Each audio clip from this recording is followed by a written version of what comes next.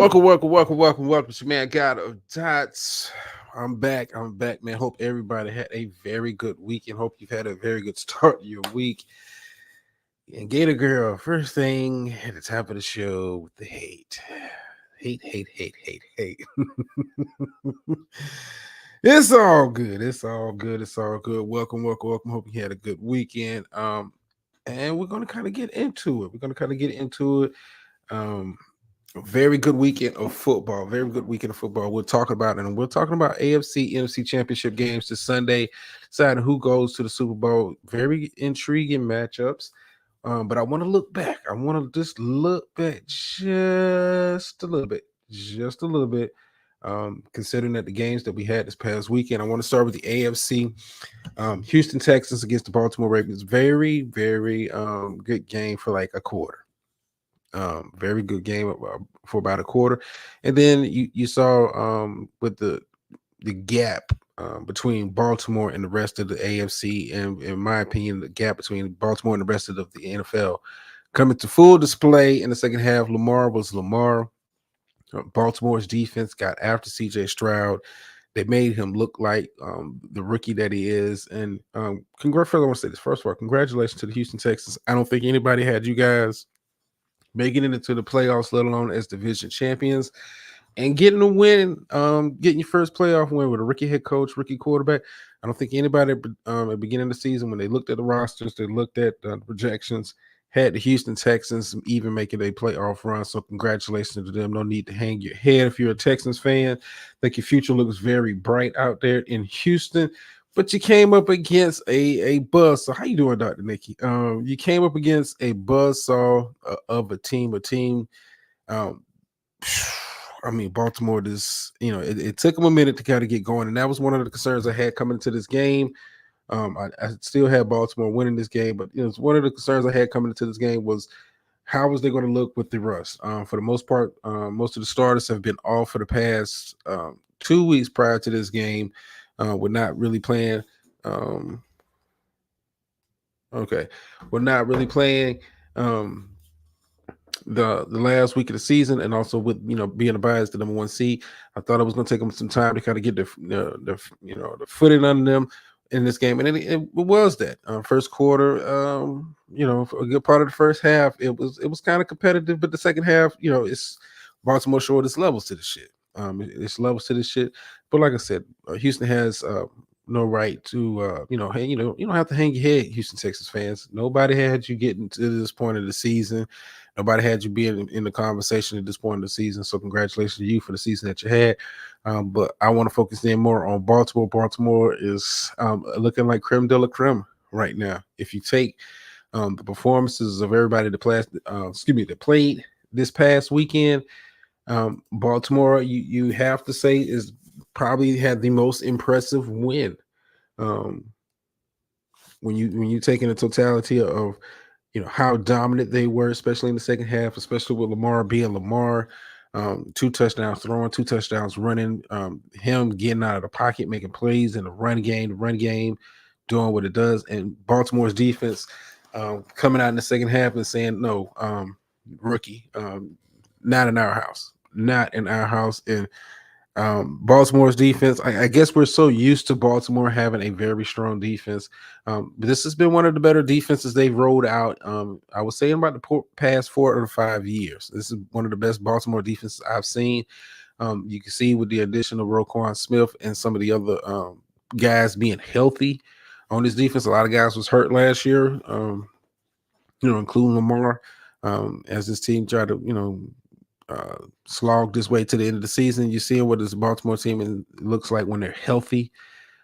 This the talent on this team is surreal. And like I said, I thought it was going to take them a little bit to kind of get it going. It did, but once they got going, it was back to business as usual with Baltimore. Baltimore's at home this week is for the AFC Championship game. We'll talk about that. I'm going to probably kind of go ahead and let's kind of get into that tonight.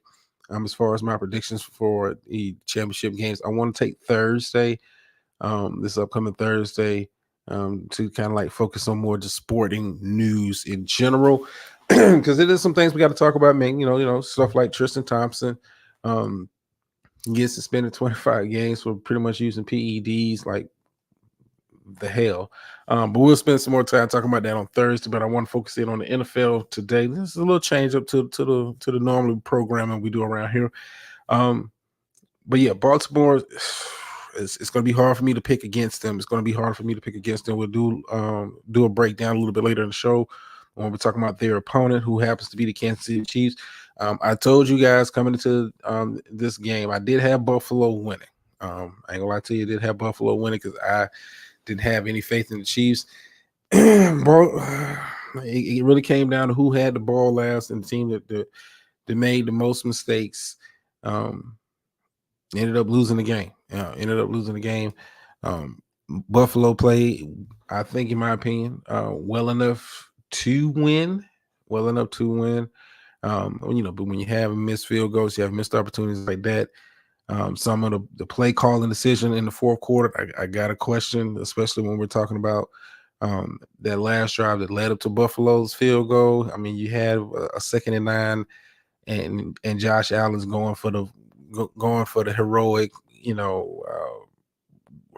play. Josh Allen's got a lot. To me, if I had to compare him to any NFL quarterback of recent memory, Josh Allen gives off a lot of Brett Favre vibes. He gives off a lot of Brett Favre vibes to me, to where he's trying to make plays when, sometimes you got to play smart. You got to know, as they say, know when to hold them, and just, know when to fold them. Just stop. You have a 2nd and 9 in field goal range. If no other reason, get your field goal kicker into a better position. It was some wind, it was the weather, and play. If you're going to play like that, I get it, man. Go big or go home, man. But say that shit for the video games, not for the playoffs. And this has happened to Buffalo each and every time. I thought this year was going to be different. Each and every time they face Kansas City, Patrick Mahomes, it usually comes down who has the ball last, and the team that makes the plays. The team that makes the plays. Kansas City came out there. Defense played fairly well. Offense kind of came alive. We saw, some Travis Kelce sightings in this game. Patrick Mahomes did a pretty decent job running game, made plays when the running game had to make plays, and it's gotten them back to yet another AFC Championship game. It's, in some situations you may want to go with the defending champion, the team that has the experience of being there in the moment, AFC Championship games, and that has that experience, that has that pedigree. And I know a lot of people may want to pick Kansas City because of that. But when we'll do a breakdown, like I said, of Baltimore and Kansas City, I don't think the game, honestly, is going to be as close as people think it is. I mean, that's just my personal opinion, but we'll talk about that a little bit later into the show. I just don't think so. The Taylor Swift effect. I wouldn't even call it the Taylor Swift effect. I mean, when you look back at the last, even with the regular season matchups between Buffalo and Kansas City, it seems like Buffalo plays well enough to win a lot of those games. But especially in the playoffs, it's just been play calling, decision making. You got to question. Like, I'm looking at the last drive. Buffalo's in the 2nd and 9, and Josh Allen going for the home run play, come back on 3rd and 9, going for the home run play. If you look at the replay of that series, had guys open underneath. Get your field goal kicker into a better position before Bills can get past. I mean, like I said before, when we talked about this game last week, I said this game gives off old school Patriots, Colts, and Colts. Y'all remember this could not get past the Patriots for the longest of times, and I think Buffalo, you got to see it as some kind of psychological block right now. It's not really a talent thing, because when you really look at these teams on paper, you break them down by position. Buffalo wins a lot of those position battles. But just, I don't know what it is. Is Kansas City in the playoffs. Buffalo can't get over that hump, man. cannot get over that hump. See, way to fight back, put themselves into a position to where they would have a home playoff game. You get past the wild card round, and you have an opportunity in the divisional, and it just doesn't come together. It just doesn't come together. I mean, damn. I mean, I had Buffalo winning. I thought, with how the Chiefs have looked. I mean, I'm not putting too much stock into that Miami game. No, I'm not putting too much stock into that one. But I thought Buffalo, with the way they've been playing coming down the stretch, the way Kansas City's offense has kind of looked herky-jerky, not as dominant as we have seen in years past. I thought Buffalo had a good opportunity, especially being at home. It just didn't come together. And Kansas City moves on to yet another AFC championship. Speaking of a team moving on to yet another championship game, we got to talk about the San Francisco 49ers. Look, and this goes out to the Cowboys fans out there in the world. You should have been listening to the show. I told you about the Green Bay Packers. I'm just going to say this on record. Even though Green Bay lost, anybody that watched that game and didn't walk away thinking, had Green Bay not made some of the mistakes that they made as far as special teams and some of the decision making by Jordan Love, which has been uncharacteristic, especially the second half of the season. Anybody that watched that game and walked away thinking San Francisco was the same dominant team we had seen for the majority of the season is on dope. And for my Cowboys fans, I told you guys. I see Dr. Nicky is in the building. I told my Cowboys fans, I said, "Hey, Green Bay concerns me. And if you look at the game against San Francisco, without some of those key mistakes, Green Bay is moving on to the NFC Championship. I think Green Bay, for the large part of that game, outplayed San Francisco. San Francisco, I wouldn't even call it like making great plays. I would look at it more as like Green Bay mistakes. I mean, even take the last interception. Jordan Love scrambling out, breaks a card in the room and throws across his body late, and it was a wounded animal. It wasn't even like a bullet of a pass. It was a wounded animal, a lame duck just flying out there. But I thought for me, was take some of the mistakes out of the game. Green Bay, young team in the playoffs. You clean that up. You're looking at Green Bay in the NFC Championship game. San Francisco, I know you're at home, but I'm of the mindset if I had to judge off this past weekend's performances, I'm not overly confident in San Francisco at home. I don't think they've been kind of looking shaky coming down the stretch. They've really been looking shaky since Baltimore kind of came in there and took care of business against them. They haven't looked as dominant as they have for the majority of the season. And Green Bay, has the formula for success, especially when we're talking about winning playoff football. Be able to run the ball, get the play action going, make life easier for the quarterback, and play good sound defense. Like I said, anybody that watched the game and walked away thinking San Francisco was, the odds-on favorite to just roll over their opponent in the NFC Championship game is sadly mistaken, and you have not been watching NFL football this season. If you walked away thinking, man, San Francisco, man, they're dumb. Nah, I think San Francisco, those players, they won't admit it when they got back to the locker room. Yeah, you got away with one. You got Green Bay made some boneheaded plays. I chalk some of that up to some of the experience of some of those players, boneheaded plays. But I mean, and we're not going to even talk about the kicker. We're not going to talk about the kicker. But congratulations to San Francisco for moving on. But if you're a 49ers fan, you can't be moving on with a whole lot of confidence in how your team played. Considering the stakes, you guys pretty much like the Baltimore Ravens. You had 2 weeks off. I looked at Baltimore as having to kind of shake the rust off.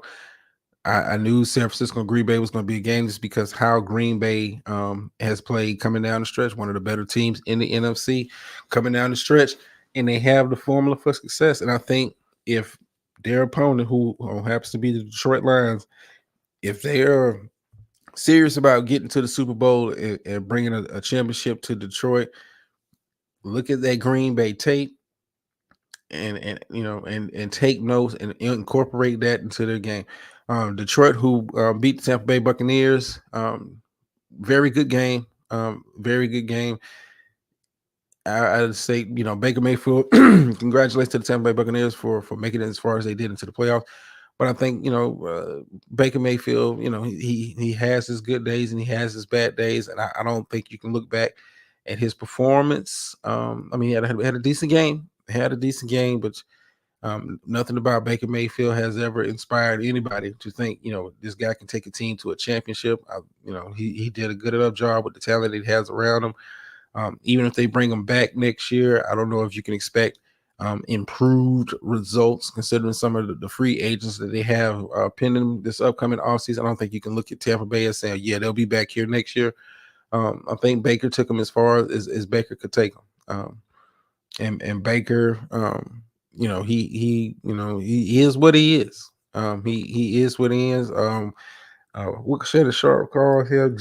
JAG, just a guy. How you doing, Miss Murph? Just a guy. And Tampa Bay, like I said, nothing to be ashamed of. You won your division.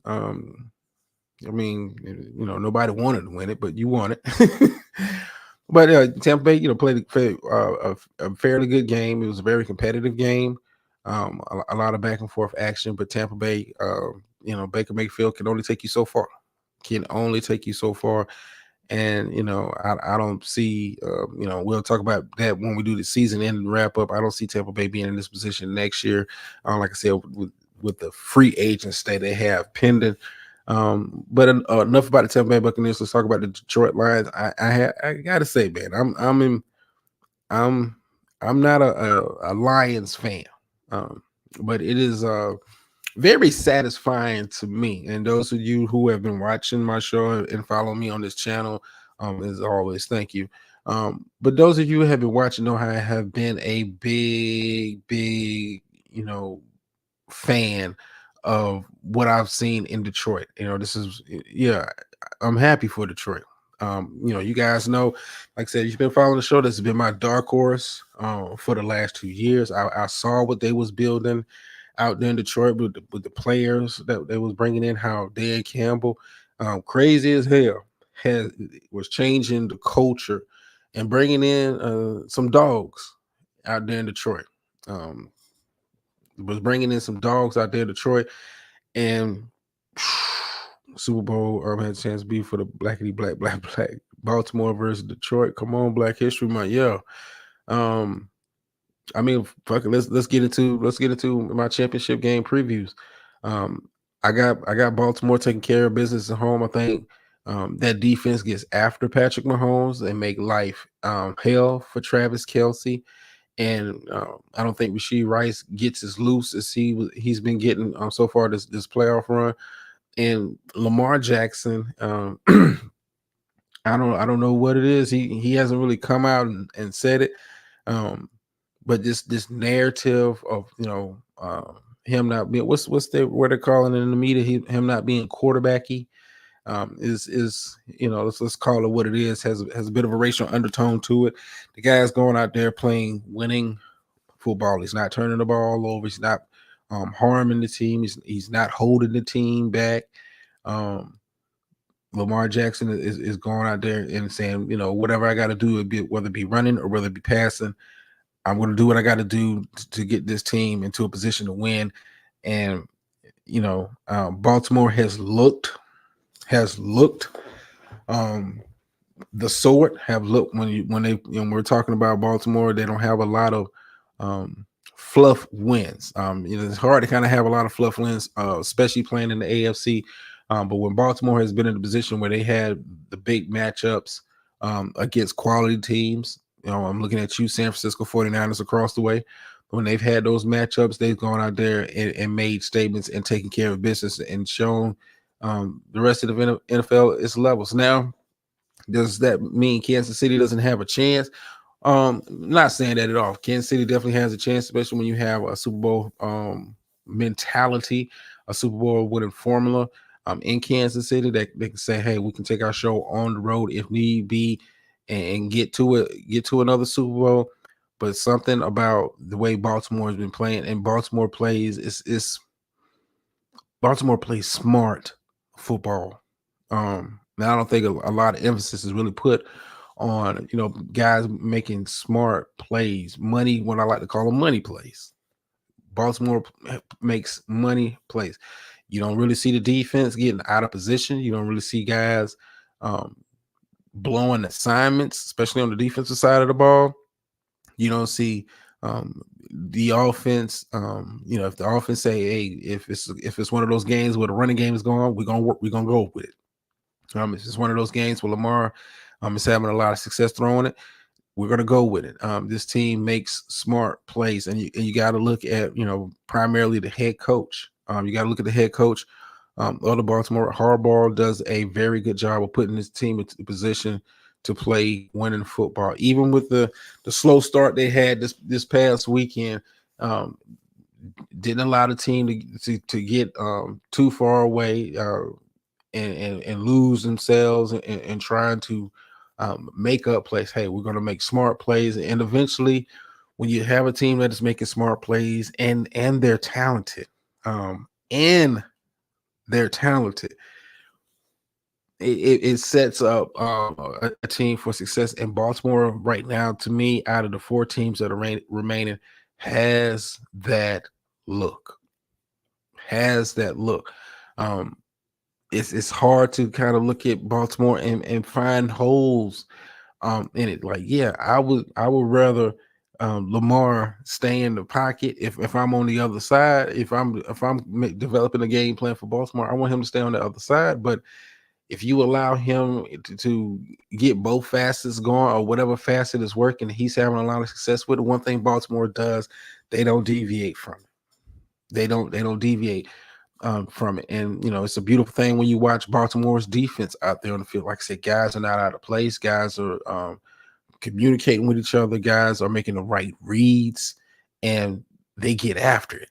When you got intelligent guys, high IQ guys, and they're talented, man, that is a deadly combination. I think that combination takes care of it. I got them winning double digits against Kansas City Chiefs. I got them winning double digits against Kansas City Chiefs because I don't know what Harbaugh is telling these guys pregame, but they're going to come into this game and feel slighted and feel disrespected. Lamar has been playing like that all year. In my opinion, has got him a yet another MVP, and especially when we were talking about this dude in the offseason, nobody wanted to approach. And the rest of you NFL teams, that goes for everybody. If you already didn't have a alpha quarterback in place, you ought to be ashamed of yourselves. You ought to be ashamed of yourselves, kicking yourself. How do you let a guy who has already won an MVP in this league before the age of 26, has already got an MVP? How you let this guy float out there? Baltimore told him, see if you can find a deal. And I know, that's some. We'll talk about that later on when we do the season review. How did that collusion work out for you? When you had an opportunity to approach Lamar, bring him into your organization, a guy who plays winning football. It is not aesthetically pleasing to the old school quarterback eye, but Lamar plays winning football. And you guys that had the opportunity to bring him in and didn't even pick up the phone to call and inquire for his services have got to be kicking yourselves. Have got to be kicking. And trust me, Lamar got paid, but Lamar remembers, the slight and the people doubting him from this past off season and throughout his career. And trust me, he's going to take care of business on Sunday. I got them winning double digits against the Kansas City Chiefs. I'm not going to make any qualms about it. I got them winning double digits, smashing Kansas City, going out there with a point to prove. And Baltimore will be in yet another Super Bowl, in my opinion. When I look across the aisle, I have been on Detroit for a long time. I have been on Detroit for a long time. I got Detroit making it to the Super Bowl. I got um Detroit. Yeah, doctor. They can laughing all the way to the bank in NFL history. People that the media doesn't talk about that story anymore.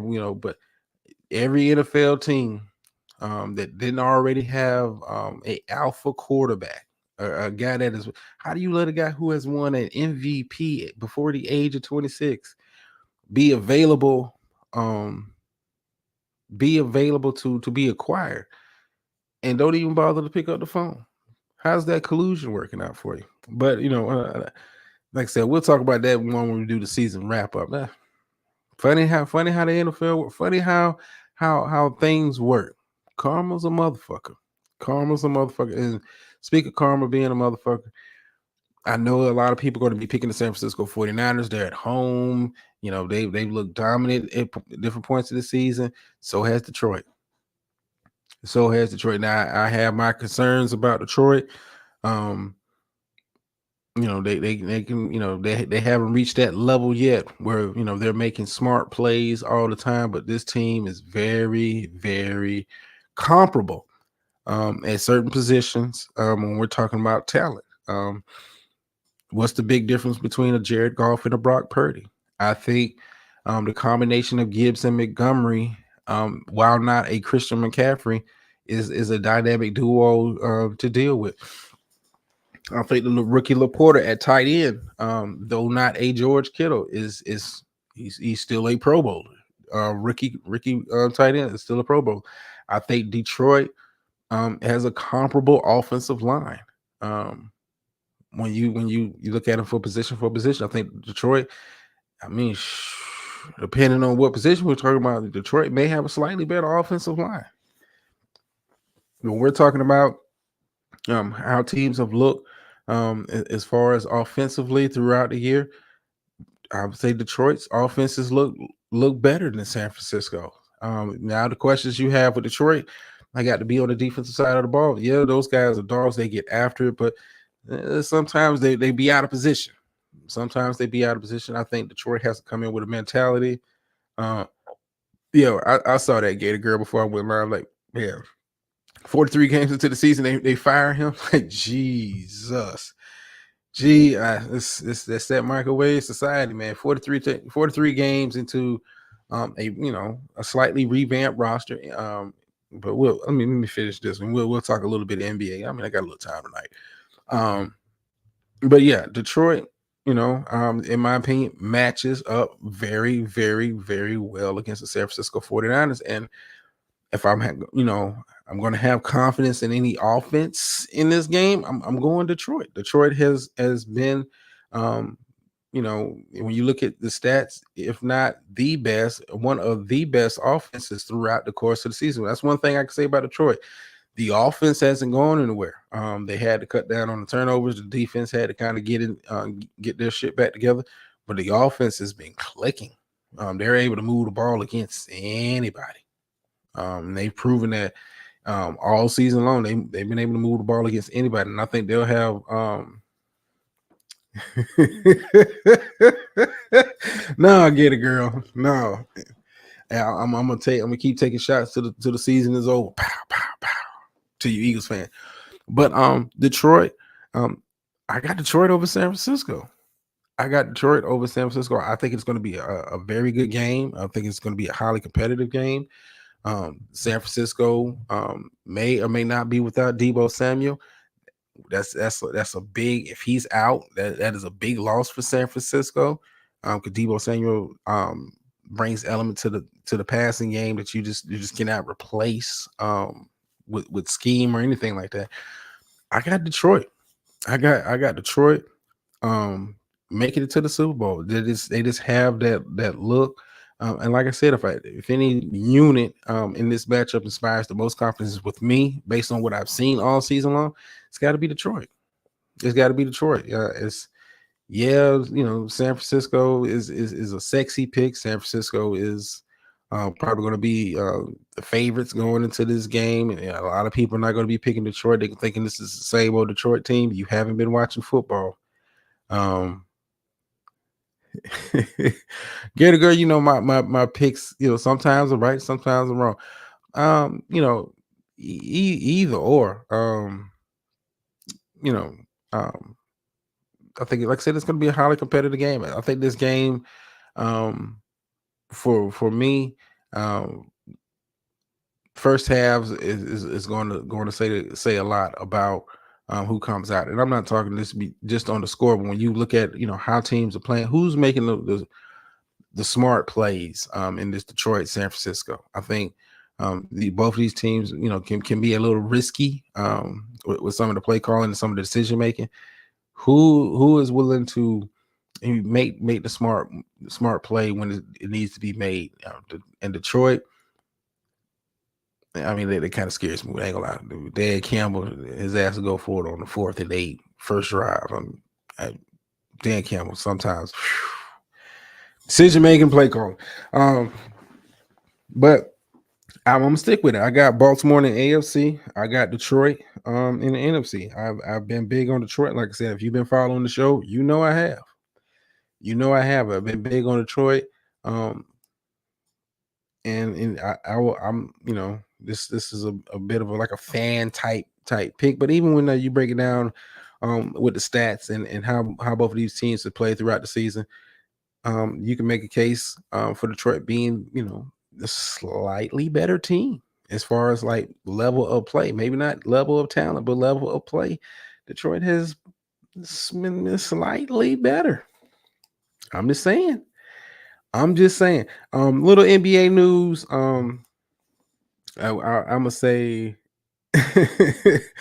I'm gonna save some of that for Thursday. I want to dedicate Thursday's show to just this NBA talk, where we at in the season. We're about 40 plus games into the season. You kind of have an idea who trade deadline is coming up. We'll talk about that on Thursday. But yeah, this kind of like, this is a couple things, and then we'll close out the show. Milwaukee Bucks getting rid of their head coach 43 games into the season. You're hearing reports that the team wasn't happy with the level, the defensive performance of the team thus far this season. I don't see how, and I know the easiest thing to change with any professional sports team, the easiest thing to change is the coach. How I mean, you knew your defense was going to take a step back when you got rid of Drew Holiday. You don't have, Chris Middleton is in and out of the lineup. You became a worse defensive team by trading Drew Holiday. Why are you surprised that you're not performing at the defensive level that you were in seasons past? You got rid of some of those guys. You got rid of the coach that was running this system. Then you got rid of probably the best defensive point guard in the league. Why are you surprised that your defense is taking a step back this year? What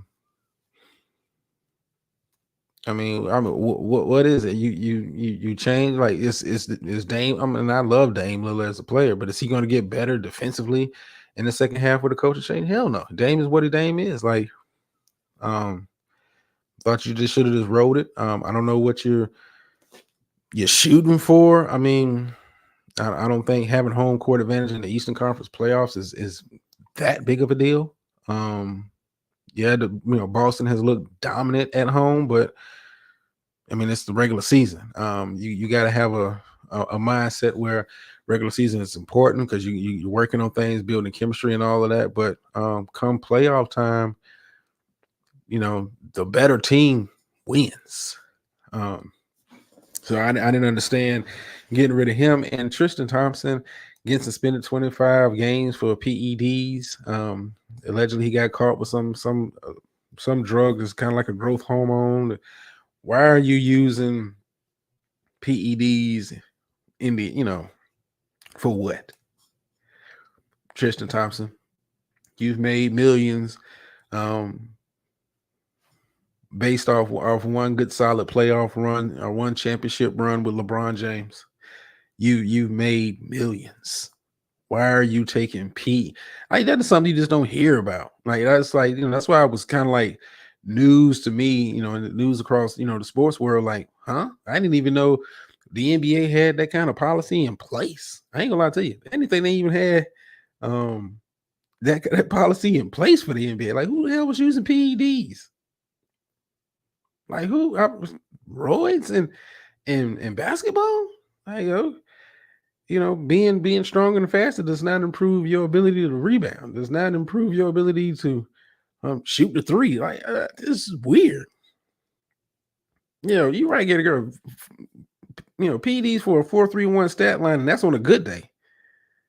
That's on a good day for Tristan Thompson. That's on a good day. Is wow. Like, I didn't even know the NBA had this policy in place. And for him to be the guy, Tristan Thompson, man, like, the ultimate, and this guy gets paid millions of dollars for what I do not know. He's not a dominant force on the boards. He's not a defensive stopper. I mean, he's pretty good in spots, but that's crazy. that is crazy to think that this guy got suspended for that. But anyway, we'll talk about that more on Thursday. Like I said, Thursday show will be strictly NBA focused. We'll be talking about how teams are looking at this point of the season. I was going to wait until the All-Star break to really kind of get into it, but go ahead. Let's start. We're about 40 plus games in for a lot of teams. Kind of see who's who, what's what, who's looking like. Embiid, big game last night, 70 bombs. I may have to rethink my position on Philly. If Embiid is able to stay healthy, I might have to reposition my thinking on Philly. Thought they was going to take a step back without James Harden. I might have to rethink my position the way Embiid has been playing. But we'll talk about that more on Thursday. As always, remember, like, share, subscribe, all that good stuff. Appreciate everybody for taking the time out to listen to little old me. So we'll be back on Thursday. We will be doing a show on Friday, Freestyle Friday. Talk about Black, white, in the Josh Giddey situation more in detail over here. I know if you follow me in the other space on the Not Set show, we kind of touched on it. Want to have a larger discussion about it on Friday, so we'll be doing that. And y'all know the phrase that pays over here. Sometimes you win, sometimes you lose, but every time you learn. And I'm out.